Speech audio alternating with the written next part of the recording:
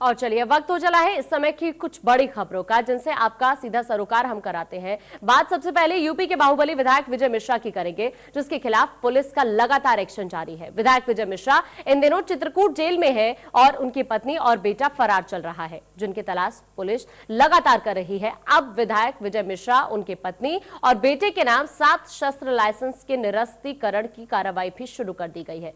वहीं विजय मिश्रा के करीबी दिलीप मिश्रा पर पुलिस की तरफ से एक्शन भी शुरू हो गया है। दिलीप मिश्रा की प्रयागराज के अलग अलग इलाकों में 12 संपत्तियां कुर्क करने के आदेश दिए गए हैं। दिलीप मिश्रा पर मंत्री नंद गोपाल गुप्ता नंदी पर रिमोट बम से हमला करने का आरोप है। वहीं यूपी के 16 जिलों में बाढ़ का कहर जारी है। बलिया में इन दिनों गांव पूरी तरह से जलमग्न हो गए हैं। हालात ऐसे हैं कि लोग बाढ़ के बीच रहने को मजबूर है। वहीं बुलंदशहर में एक बार फिर दबंगों का आतंक दिखा है, जहां एक बेटी ने दबंगों से परेशान होकर मौत को गले लगा लिया है। ये तमाम वो बड़ी खबरें जिनसे हम आपको रूबरू कराएंगे विस्तार पर, इसको लेकर हम चर्चा भी आपसे करेंगे। ये चारों खबरें आपकी टीवी स्क्रीन पर भी है। दरअसल जिस तरह से बाहुबली विधायक के परिवार के अब लाइसेंस निरस्त होने वाले हैं, क्या कुछ कार्रवाई की गई है, इसके बारे में हम आपको विस्तार से जानकारी भी देंगे। लेकिन आपको यह भी बता दें कि अलग अलग ऐसे जिले हैं उत्तर प्रदेश के जहां पर पूरी तरह से बाढ़ का कहर भी देखने के लिए मिल रहा है, उसको लेकर भी हम आपसे चर्चा जरूर करेंगे। ऐसे में ये 4 बड़ी खबरों पर आज पूरा फोकस हमारा रहेगा। इस वक्त की ये चारों बड़ी खबरों से आपको हम रूबरू कराएंगे, क्योंकि भदोही जिले के बाहुबली विधायक विजय मिश्रा और उनके परिवार पर अब शिकंजा कसने की तैयारी शुरू हो गई है। संपत्तियां भी कुर्क होगी दिलीप मिश्रा की, उसके बारे में भी हम आपको जानकारी देंगे। कौन है, कैसे, क्या कुछ ये पूरा मामला था, वो सब हम आपको विस्तार से बताएंगे। क्योंकि अब जिस तरह से विधायक विजय मिश्रा की मुश्किलें और ज्यादा बढ़ने वाली हैं, पहले से ही चित्रकूट जेल में बंद है, उसके बाद और मुश्किलें बढ़ती हुई भदोही जिले के बाहुबली विधायक विजय मिश्रा और उनके परिजनों की मुश्किलें लगातार बढ़ती जा रही है। विधायक विजय मिश्रा इन दिनों चित्रकूट जेल में बंद है और उनकी पत्नी और बेटा फरार चल रहे हैं, जिनकी तलाश पुलिस लगातार कर रही है। अब विधायक विजय मिश्रा और उनकी पत्नी और बेटे के नाम 7 शस्त्र लाइसेंस के निरस्तीकरण के लिए पुलिस ने जिला मजिस्ट्रेट को रिपोर्ट भी सौंपी है। पुलिस ने जो जानकारी दी है उसके अनुसार बाहुबली विधायक विजय मिश्रा के पास एक राइफल, एक पिस्टल है। विधायक की पत्नी रामलली मिश्रा, जो वर्तमान में मिर्जापुर सोनभद्र से एमएलसी है, उनके पास एक डबल बैरल बंदूक, एक रिवॉल्वर और एक राइफल है। वही विधायक के बेटे विष्णु मिश्रा के पास एक रिवॉल्वर और एक राइफल है। तीनों के पास कुल 7 लाइसेंसी शस्त्र हैं। बीते दिनों दर्ज हुए मुकदमे के मद्देनजर गोपीगंज पुलिस के द्वारा उनके लाइसेंसी शस्त्रों के निरस्तीकरण के लिए रिपोर्ट जिला मजिस्ट्रेट भदोही को भेजी गई है।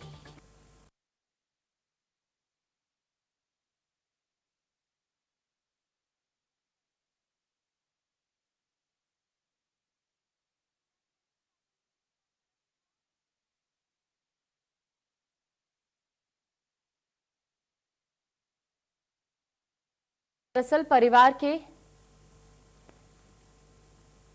सदस्यों के लाइसेंस निरस्त करने की बात कही गई है।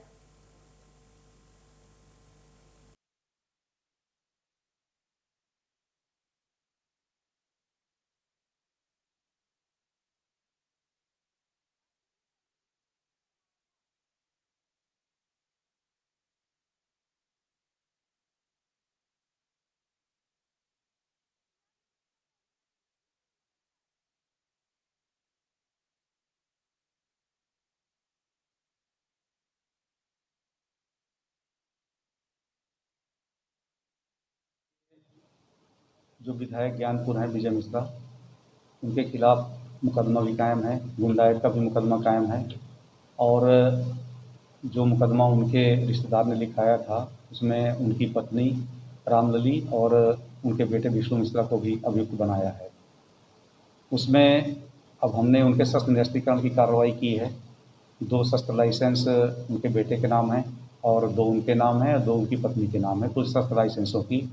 चूँकि ये तीनों लोग आपराधिक गतिविधियों में लिप्त हैं और इनके दुरुपयोग होने की पूरी संभावना है, इसलिए हमने इनके निरस्तीकरण की रिपोर्ट आज भेज दी है। ये बड़े एक्शन की तैयारी विधायक विजय मिश्रा पर। दरअसल आपको ये भी बता दें कि उत्तर प्रदेश के भदोही जिले की ज्ञानपुर विधानसभा सीट से विधायक विजय मिश्रा के ऊपर प्रशासन और पुलिस का शिकंजा लगातार कसता जा रहा है। और अब जो बात सामने आई है उसके मुताबिक विजय मिश्रा के 7 शस्त्र लाइसेंस निरस्त करने की रिपोर्ट भदोही पुलिस ने जिला मजिस्ट्रेट को भेज दी है। और ज्यादा जानकारी के लिए हमारे साथ हमारे संवाददाता आनंद लाइव जुड़ चुके हैं। आनंद, अब और ज्यादा तैयारी हो रही है इस वक्त शिकंजा कसने की। विधायक विजय मिश्रा पर खबर है कि जो 7 शस्त्र लाइसेंस है वो निरस्त किए जाएंगे। क्या जानकारी आपको इस बारे में मिली है? आकांक्षा, बता दें हम आपको, जो प्रशासन की तरफ से भी जानकारी मिल पा रही है कि बाहुबली विधायक के ऊपर दिन प्रतिदिन मुश्किलें उनकी बढ़ती जा रही है। अभी तो उनके विधायक और उनकी पत्नी रामलली के ऊपर जो मिर्जापुर से एमएलसी हैं, उनके बेटे विष्णु के ऊपर जिनके साथ टोटली 7 लाइसेंस थे, सब निरस्तीकरण के लिए पुलिस ने जिला अधिकारी के पास रिपोर्ट दे दी है।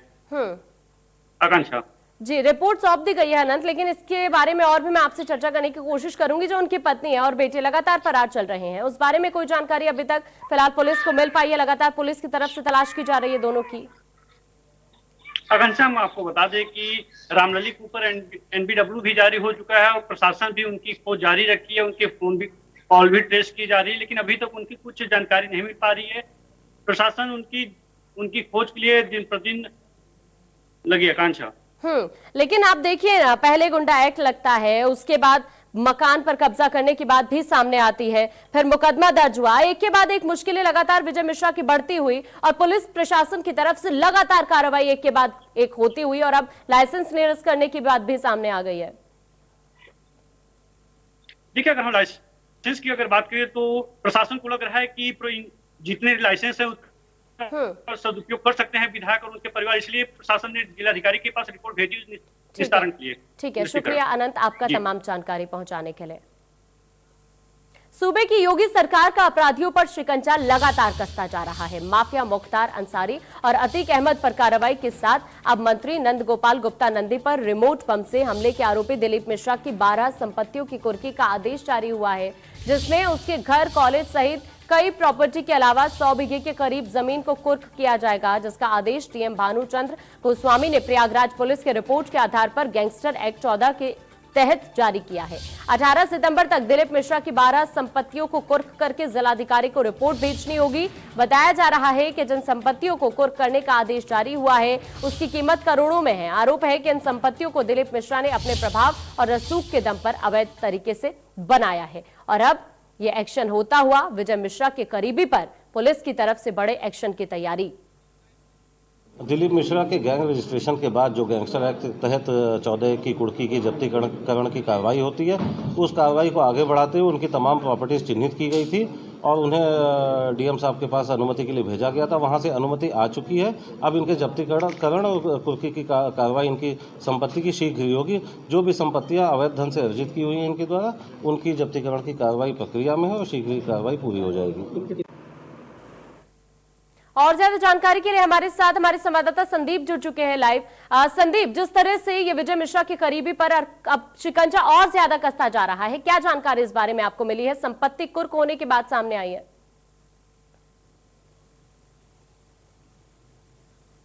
देखिए, दिलीप मिश्रा लगातार जो है वो इनके खिलाफ कार्रवाई जब से इनकी गिरफ्तारी हुई गुंडा एक्ट के तहत और अब उसी कड़ी में इनकी जो संपत्तियां जो अवैध तरीके से कब्जा की गई थी या फिर खरीदी गई थी जो रसूख के बल पर, उन सभी संपत्तियों को तक करीब 12 संपत्तियां उनकी ऐसी हैं जिनको अभी फिलहाल चिन्हित करके डीएम के पास उसको संस्तुति के लिए भेजा गया था, जहां से संस्तुति आ गई है और जल्द ही उस पे जो है वो कार्रवाई की जाएगी जब्तीकरण की कुर्की की, उस जिसमें उनका घर है, उनका एक कॉलेज है और कुछ अन्य संपत्तियां हैं जो उन्होंने अर्जित की है और साथ ही 100 बीघे की ऐसी जमीन है जो या तो वो कब्जे द्वारा अपने बस में लिए हैं या फिर उन्होंने उसको अपने रसूख के बल पर खरीदा है। इन सभी संपत्तियों को जो है वब जिला प्रशासन कुर्क करेगा और जब्त करेगा। बाकी की अन्य जो संपत्तियां इनकी हैं उनके बारे में भी पता किया जा रहा है। जो भी अवैध मिलेंगी इनसे संबंधित संपत्तियां, उनके खिलाफ भी कार्रवाई की जाएगी, उनकी भी जब्तीकरण और कुर्की की कार्रवाई की जाएगी। यानी कि एक सख्त संदेश देने की कोशिश यहां से की जा रही है कि अगर इस तरह से अवैध कब्जा किया जाता है तो उस पर कार्रवाई जरूर की जाएगी।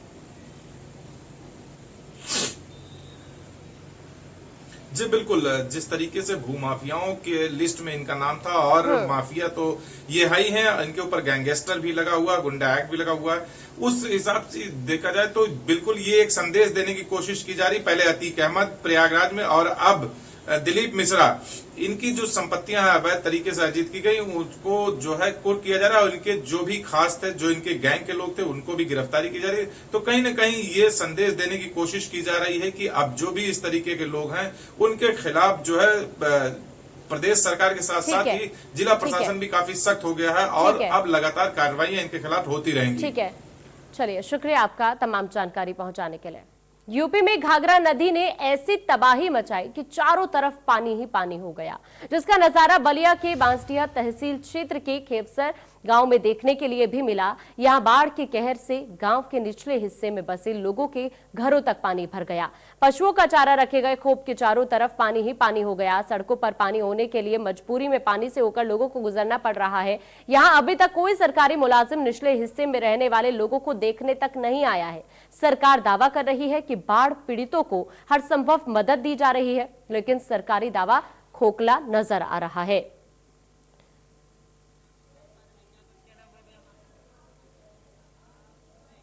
और चलिए इन सभी दिक्कतों को लेकर ग्रामीण क्या कुछ कह रहे हैं, आप जरा सुनिए।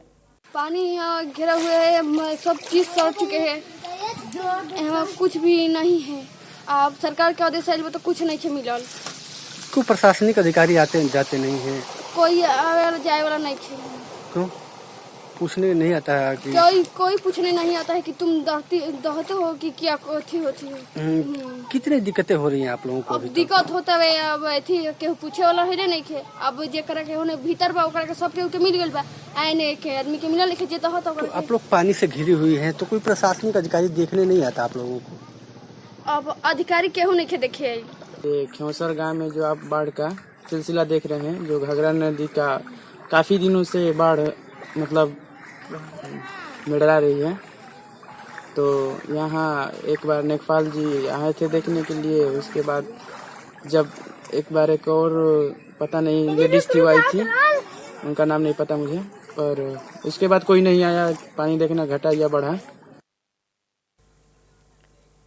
और चलिए और ज्यादा जानकारी के साथ हमारे संवाददाता अमित हमारे साथ जुड़ चुके हैं। अमित, ये लोग जो दर्द अपना बयां कर रहे हैं, परेशानी इन्हें इतनी ज्यादा हो रही है। दूसरी तरफ हम देखें, प्रशासन हर बार ये दावे करता है कि वो बाढ़ पीड़ितों की तमाम मदद करने की कोशिश कर रहा है, लेकिन ये लोग ये बयां करते हुए कि इनके पास तक कोई पहुंच ही नहीं रहा है इनकी समस्या को लेकर। क्या जानकारी इस बारे में मिली है?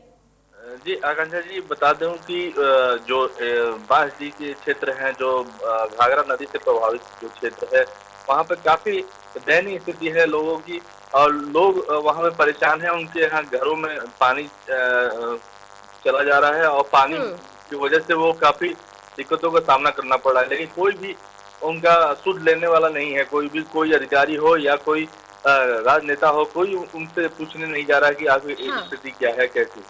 हाँ, चलिए शुक्रिया आपका तमाम जानकारी पहुंच।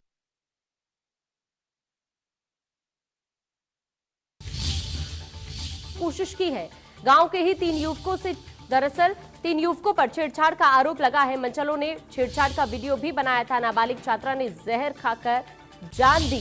पुलिस ने 3 मंचलों के खिलाफ इस मामले में मुकदमा भी दर्ज किया है। आरोपियों पर रिपोर्ट वापस लेने का दबाव बनाने का आरोप है। शिकारपुर कोतवाली क्षेत्र का ये पूरा मामला बताया जा रहा है। 3 युवक गांव के ही, जिन पर छेड़छाड़ का पूरा आरोप ये लगा है। मंचलों ने छेड़छाड़ का वीडियो भी बनाया था। ये बड़ी खबर इस वक्त बुलंदशहर से आपकी टीवी स्क्रीन पर। और अब आपको ये भी हम बता दें,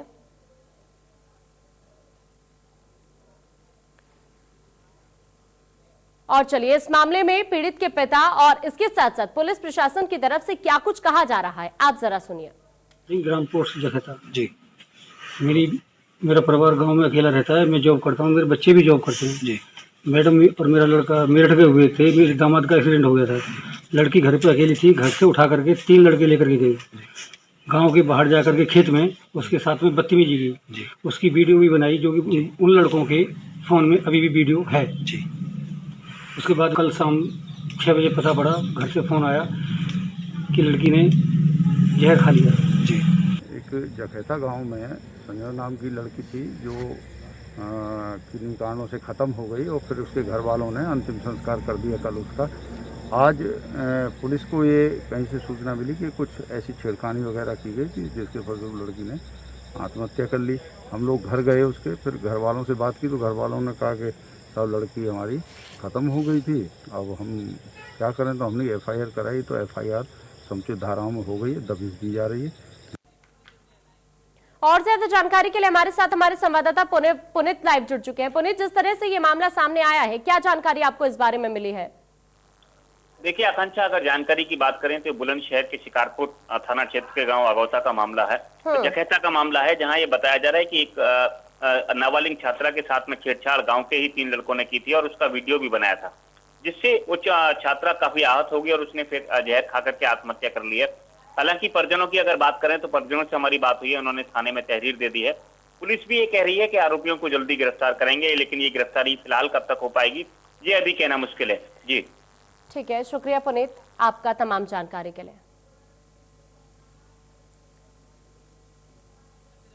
तो आपको बता दें कि दरअसल ये छात्रा मनचलों से परेशान थी जिसने आत्महत्या कर ली है। हालांकि अब इस मामले में पुलिस जांच पड़ताल के बाद जरूर कह रही है, लेकिन इस मामले में गांव के ही 3 युवकों पर आरोप लगा है छेड़छाड़ का, और यह भी आरोप लग रहा है कि मनचलों ने छेड़छाड़ का वीडियो